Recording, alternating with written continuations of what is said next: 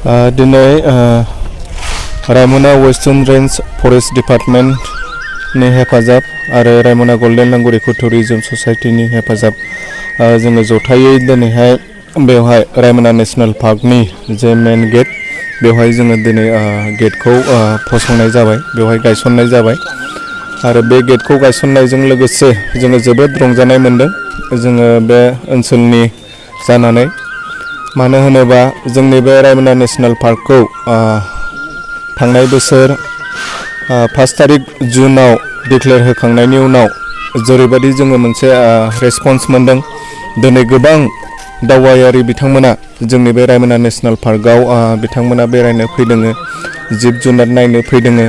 बेजों लोगोसे गोबां डिपार्टमेन्टनि अफिसियेल बिथांमोनाबो फैदों। दा जोङो दिनै बेवहाय डिपार्टमेन्टनि थ्रुयै बे गेटखौ जोङो गायसननो हाबाय, जोङो जोबोद रंजानाय मोनदों आरो जोङो मिजिंथिदों जे जोंनि बे रायमना नेशनल पार्कनि रैखाथि होनांगौनि थाखाय जोंनि बे ओनसोलनि रायजो राजा बिथांमोना जोंखौ मदद खालामगोन। जेरैबायदि जोंनि फरेस्ट डिपार्टमेन्टआ बे रायमना नेशनल पार्कखौ रैखाथि होनायाव बिहोमा होबोबाय थादों, खामानि मावबोबाय थादों।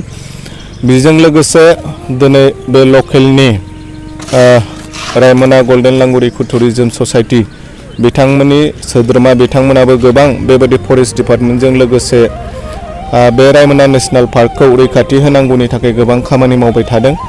स' जोङो मिजिंथियो फैबाय थानाय समाव गोबां बेबायदि दावबायारि बिथांमोना बे रायमना नेशनल पार्कआव बेरायफैनानै गोजोननाय लाफैगोन आरो बेबायदिनो जोङो बेखौ रैखाथि होनायाव जोङो बयबो बाहागो लागोन आरो आङो खावलायदों दावबायारि बिथांमोननिसिम जे जोंनि रायमना नेशनल पार्कआ दिनै बयनिबो थाखाय खुला बा दिनैनिफ्राय जोङो बेवहाय गेट थ्रुयै जोङो हाबनो हासिगोन आरो बेवहाय माखासे फेसिलिटिसफोर दङ, जिपसि साफारि दङ।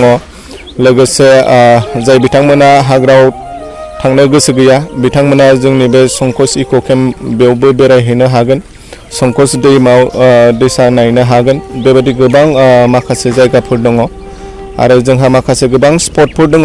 बे स्पटफ्राव थांनानै जिब जुनारफोरखौ नायनो हागोन।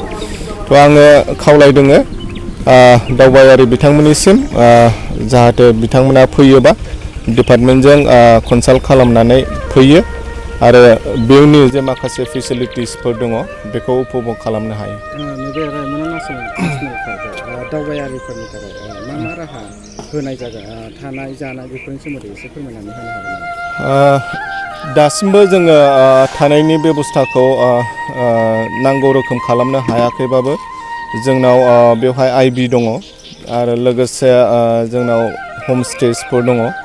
बेवहाय दावबायारि बिथांमोना जुदि हर थानो गोसोबा बिथांमोना थानो हागोन। बेजों लोगोसे जोंनाव जिपसि साफारि दङ आरो बेबायदिनो संकस इक' केम्पआव बेरायनो थाखाय माखासे जायगा दङ। बटिंनि बेब'स्थाखौ दिनैनिफ्राय खालामनाय जाबाय, बटिंनि बेब'स्था दङ। बेबायदि आरो फैबाय थानाय समाव जोङो साबनिफ्राय साबसिन जोङो माखासे बेब'स्थाफोरखौ सुबिदाफोरखौ जोङो खालामलांनो नाजागोन।